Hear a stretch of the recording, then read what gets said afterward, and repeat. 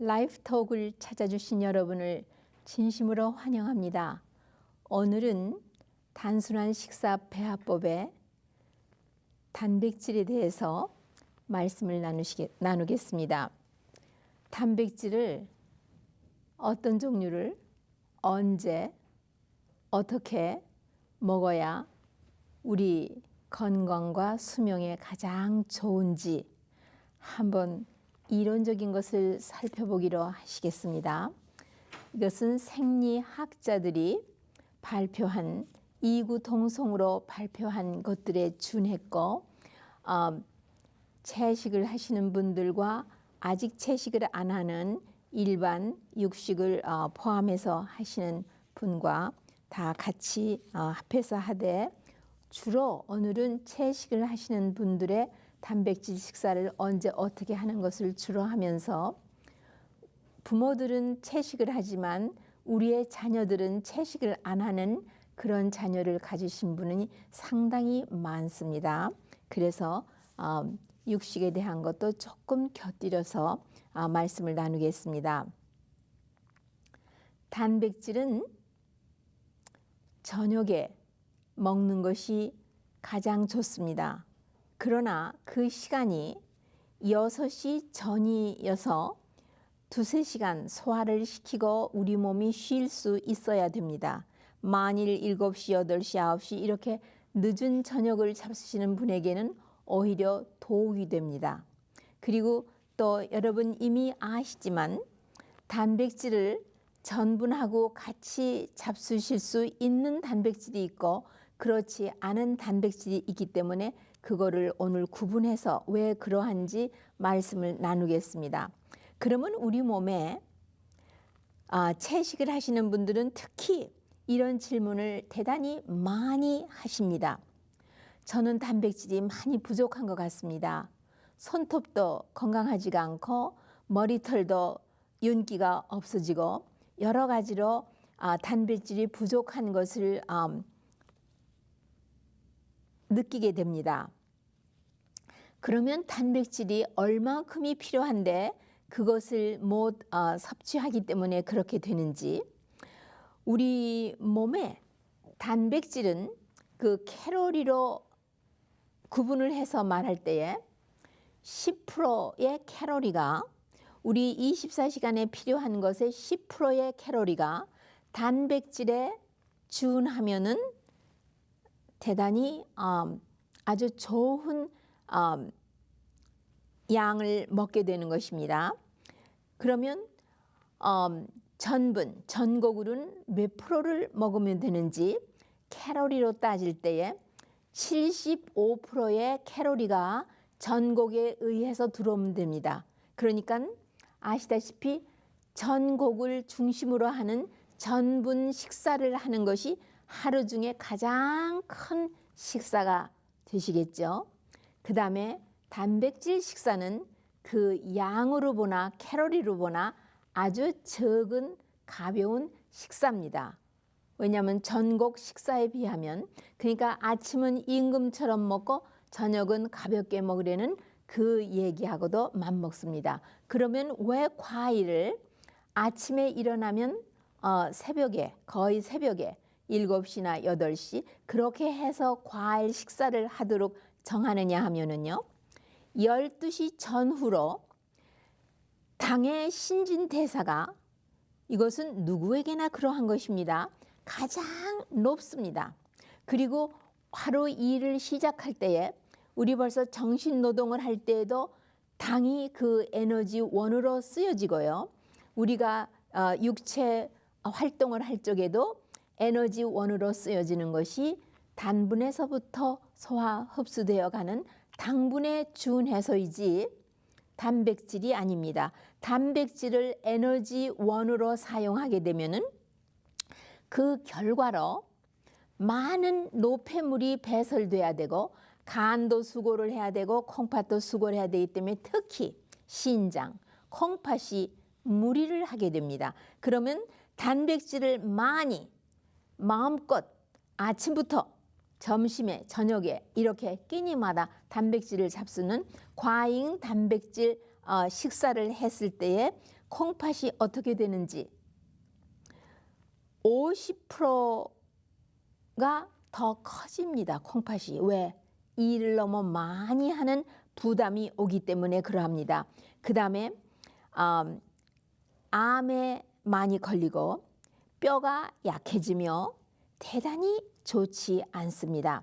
왜 그러냐면 우리 몸은 전분이 당으로 되어서 자기가 에너지화할 때 필요한 비타민과 광물질과 섬유질과 이 모든 것이 한꺼번에 들어가서 균형이 잡히고 조화를 이룰 때에 가장 우리 몸은 건강하기 때문에 그럽니다. 기억하십시오. 단백질의 필요량은 칼로리로 말할 때에 10%고 전곡일 경우에 75%를 말하고 있습니다. 그러면 우리가 단백질을 채식하시는 분은 주로 콩 종류에서 단백질을 섭취합니다. 콩 종류는 정제를 하지 않고 요리를 잘 하셨다면은 전곡하고 같이 배합을 해서 잡수실 때에 대단히 영양이 딱 균형이 잡히고 대단히 좋습니다.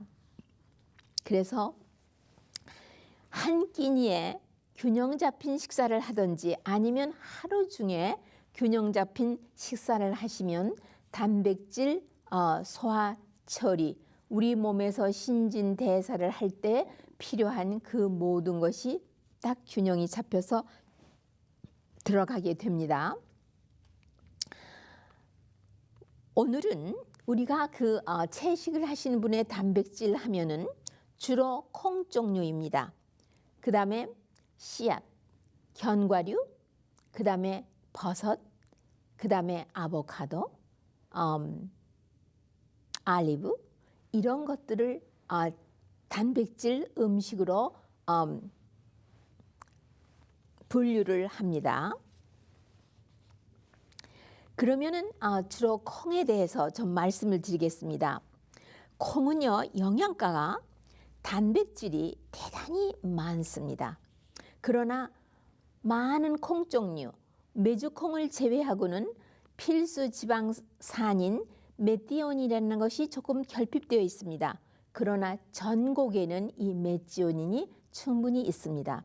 그래서 예를 들면은 콩밥을 해 잡수신다든가 땅콩밥을 해 잡수실 적에 현미만 하시는 것보다 훨씬 영양가가 완전하고 건강에 대단히 좋습니다. 그러면 아침 11시나 12시 그때에 가장 그 칼로리가 많은 식사를 하실 때에 콩이나 땅콩이나 이것을 현미에다가 조금 섞어서 식사를 하시고 또 그분 필요에 따라서는 보리나 귀리나 뭐 좁쌀이나 이런 것들을 섞어서 가장 칼로리가 많은 식사를 하실 수 있고요. 저녁으로 다시 콩 요리를 곁들이시고 그 다음에 야채를 곁들인다면은 정말 같은 끼니에 잡수시거나 아니면 그날 하루에 메뉴에 따라서 잡수시면 그날에 필요한 것이 균형이 딱 잡히게 들어가기 때문에 간은 저장한 걸 뽑아낼 필요도 없고 또 뽑아낸 것을 저장할 필요도 없이 균형이 딱 잡혀서 우리의 소화기가 모든 일을 마쳤을 적에 우리는 잠자리에 들 때에 간은 우리의 모든 몸에 다시 그 보수 시키는 일, 그 다음에 치료하는 일, 다음 날을 위하여 준비하는 일, 이런 모든 뒤처리와 준비를 하는 일에 필요한 모든 자료가 들어가게 되는 것입니다.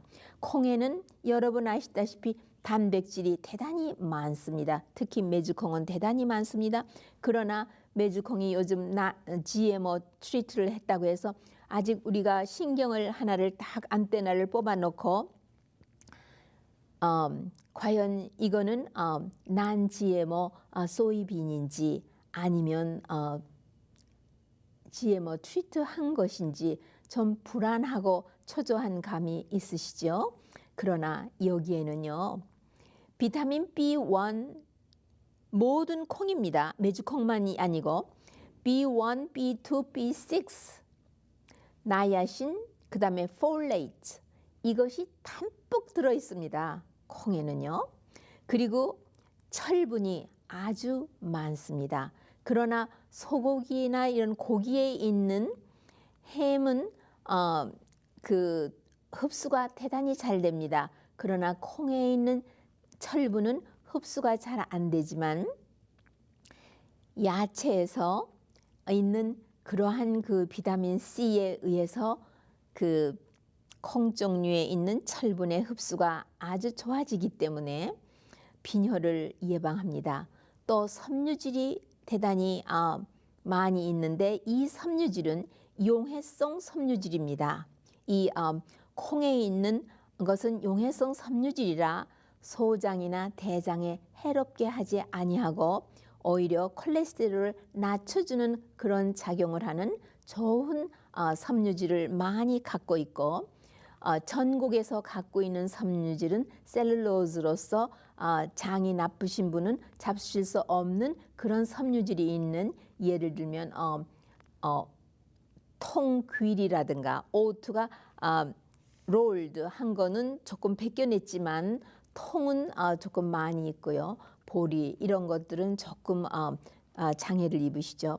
그 다음에 파이터 메디슨이 헤아릴 수 없게 많습니다. 그 중에 메주콩이 가장 많습니다. 메주콩이 여러 가지로 어려움을 당하고 있는 것은 인더스트리에서 이거를 전부 분리해서 여러 가지로 사용되고 있기 때문에 이렇게 가장 GMO 트리트를 많이 한 아이템 중에 하나로 그렇게 꼽혀지고 있는 것입니다. 이런 모든 콩 종류 음식을 먹는데 가장 유익을 얻는 것은요. 우선 첫째로 단백질이 많이 있고 섬유질이 용해성 섬유질이 있는가 하면은 콜레스테롤은 전혀 없거든요. 그러니까 그 자체만 해도 벌써 병을 치료하죠. 얼마나 경제적인지 모릅니다.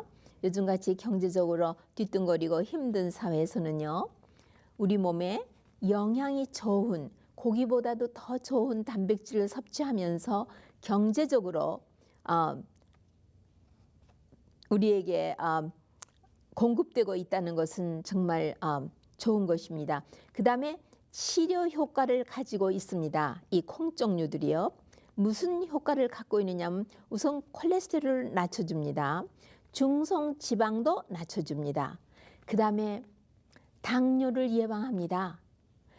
정제한 곡식과 이 육식 동물성 단백질을 잡수시는 것이 당뇨의 원인이지 꼭 부모에게 유전적으로 물려받기 때문에 당뇨가 생기는 건 아닙니다. 후천적으로 생활 습관이 어떻게 되어 있느냐 하기 때문에 당뇨 예방에 콩은 정말 즐겨 우리가 사용할 수 있는 것입니다.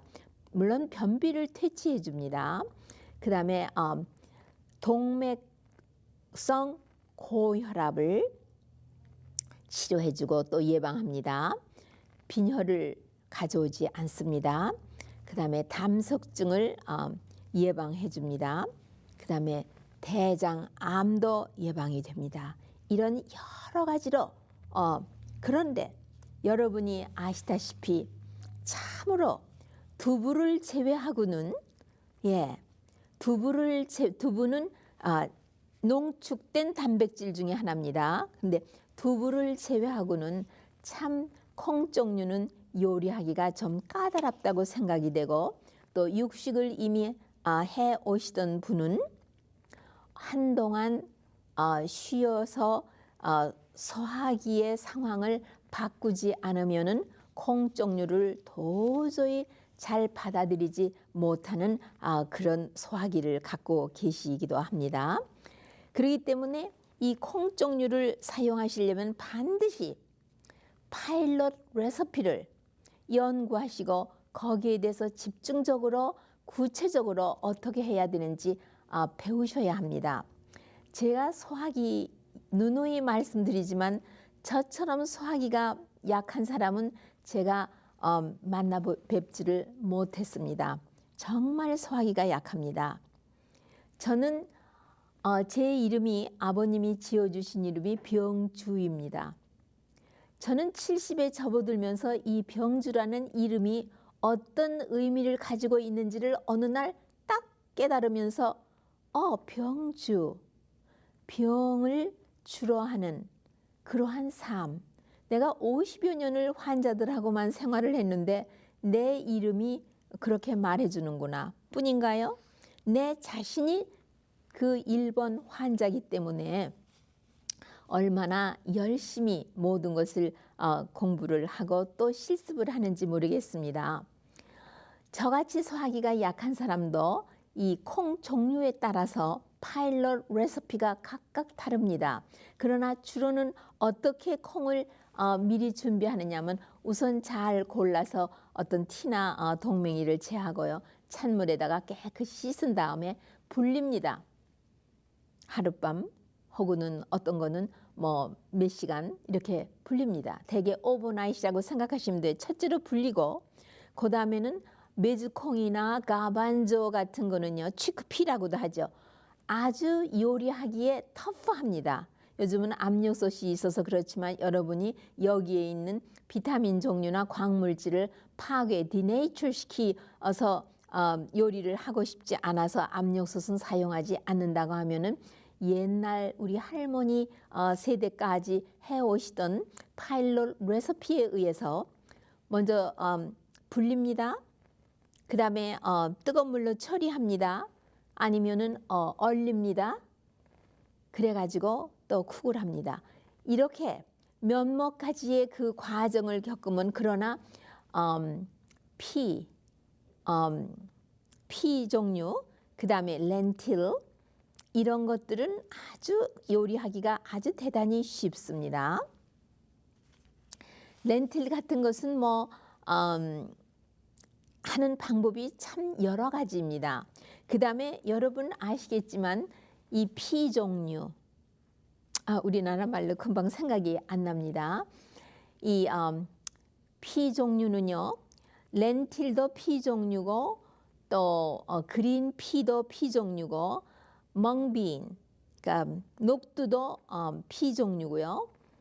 또 블랙 아이드 피도 우리가 녹두도 그 피 종류이기 때문에 우리가 그거 가지고 그 묵도 만들지 않습니까? 그래서 이런 것들은 요리하기가 아주 쉽고 그 다음에 불리는 것도 아주 쉽습니다. 예를 들면 렌틸 같은 거는요. 그냥 씻어서 그냥 끓는 물에다가 넣어서 끓는 포인트까지 올라온 다음에 불을 내려서 한 30분 동안 송알송알 끓이면 벌써 다 먹을 수 있게끔 요리가 돼서 그때로부터 시즌을 하면 잡수실 수 있는 그런 것이 됩니다.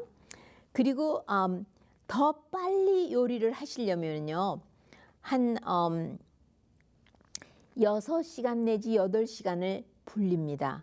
그런 다음에 그 불린 그 물을, 왜냐하면 거기서 좋은 광물질이나 비타민 종류가 물에 빠져나갔기 때문에 그 물을 냄비에다가 넣어서 물이 그게 끓으려고 할 때에 그 불은 렌틸을 집어넣습니다. 그러면 아주 약하게 한 10여 분만 벌써 끓여도 다 익어서 먹을 수가 있게 됩니다. 그러면 그때 여러 가지로 필요한 대로 양파나 뭐 소금 이렇게 넣어서 시즌을 양념을 하시면은 그 다음에 먹을 수 있습니다.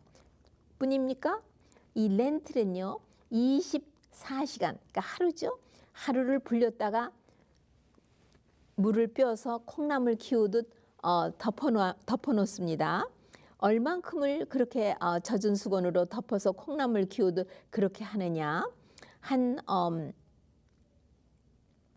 하루에 2~3번씩 물을 주면서 그렇게 하면은 싹이 납니다.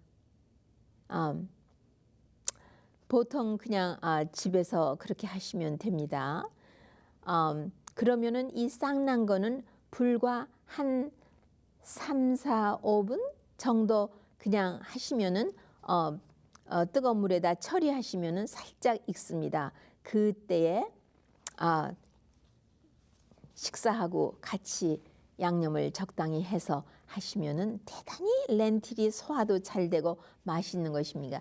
여러분 아시다시피 숙주나물은요 집에서도 키우기가 아주 좋습니다. 이것도 피 종류거든요. 네, 녹두도요.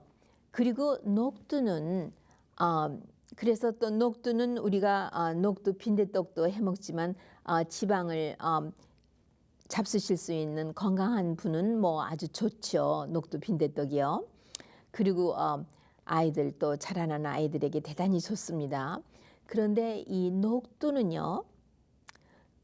심장혈관 질환이 있으셔서 심장마비나 또 중풍이나 이런 거에 문제가 있고 동맥경화증의 병변이 있으신 분은 대단히 좋은 치료제입니다. 동맥경화증을. 그리고 예로부터 중풍을 앓고 누워 계신 분에게는 녹두밈, 녹두죽, 녹두나물, 녹두를 주로 많이 사용을 합니다. 소화기 장애를 일으키신 분에게는 좁쌀밈, 좁쌀밥, 좁쌀을 많이 권합니다.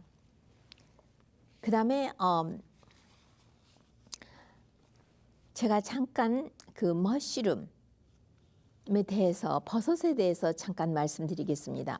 버섯은 단백질 음식으로 취급이 되며 전곡 식사와 같이 했을 때 이 버섯을 소화를 잘 못 시키시는 분이 대단히 많습니다.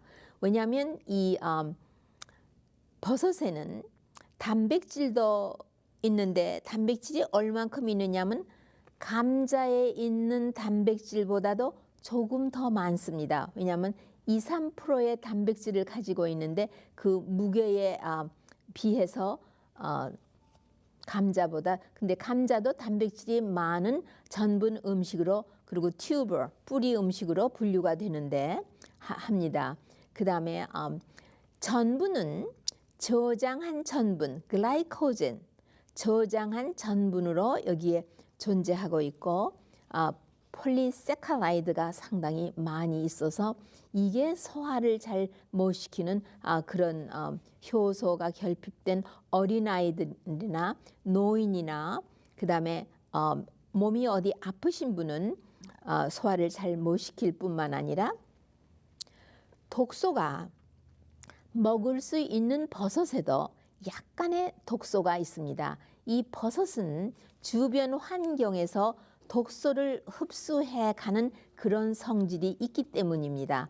그 다음에 비타민은 대단히 많습니다. 비타민 1, 2, 6, 나이아신, 폴레이트. 그러니까 아까 콩 종류에서 말한 그 비타민 종류가 몽땅 여기에 다 있습니다. 뿐인가요? 바이타민 D가 많이 있죠. 그래서 햇빛이 없는 지역이나 또 이런 겨울이나 그런 때는 뼈를 튼튼하게 하는 그런 음식이 되겠습니다. 칼로리는 별로 없기 때문에 체중을 감소시켜야 할 분들에게 추천하는 그런 음식 중에 하나입니다. 그렇기 때문에 이 버섯은요. 아주 소화기가 예민한 사람에게는 알러지도 있고 그래서 못 먹고 저는 버섯을 못 먹습니다. 아직도 못 먹습니다. 그 다음에 주변에서 그 환경이 오염되어 있으면은 그것을 모두 받아들이는 그런 성질이 있어서 레드 그러니까는 레드 그다음에 캐드미움 그다음에 머큐리 그다음에 수은 이런 중금속을 가지고 있는 경우가 상당히 많고 주변에 페스티사이드가 또 오염이 된 지역에서는 페스티사이드도 흡수를 해가지고 그 버섯이 보유하고 있기 때문에 버섯은 먹을 수 있는 것도 조심해야 합니다. 그 다음에 여기 있는 단백질은 유릭애시드를 많이 먹기 때문에 통풍 관절염이 있으신 분에게는 조심해야 하는 물질이죠. 근데 버섯 중에서는 요즘 굉장히 그 얘기가 많은 그 표고버섯이죠. 시타케는 표고버섯입니다. 표고버섯은 예로부터 건강을 위해서 좋은 버섯이고 아주 비싼 버섯으로 알려져 있죠. 왜 그렇게 좋으냐 하면은요, 우리의 면역을 증진시켜 줍니다. 그 다음에 항암